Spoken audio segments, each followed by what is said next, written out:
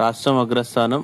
దేశంలో 2025-26 యాసంగి సీజన్లో వరి సాగుతో పాటు ధాన్యం కొనుగోలులో తెలంగాణ అగ్రస్థానంలో నిలిచింది. రాష్ట్ర వ్యాప్తంగా 59.90 లక్షల ఎకరాల వరి సాగు చేసినట్లు ప్రణాళిక శాఖ నివేదిక తెలిపింది. తమిళనాడులో 30.76, ఏపీలో 17.29 లక్షల ఎకరాల్లో సాగైంది.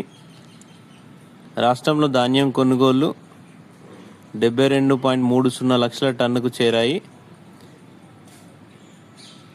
ఖరీఫ్, రబీ రెండు సీజన్లను కలిపి చూస్తే మాత్రం అత్యధిక సాగు విస్తీర్ణంలో ఉత్తరప్రదేశ్ తొలి స్థానంలో, తెలంగాణ రెండో స్థానంలో ఉంది.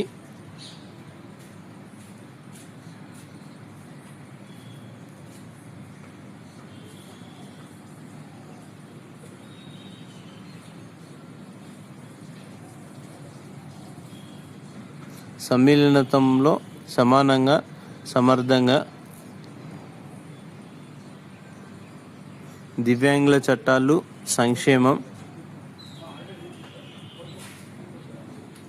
ప్రపంచ మహాసముద్ర దినోత్సవం. సుస్థిర అభివృద్ధి లక్ష్యం 14వది. ఐక్యరాజ్య సమితి 2030 డిసెంబర్ నాటికి సాధించాలని నిర్మించిన 17వ సుస్థిర అభివృద్ధి లక్ష్యాలలో 14వది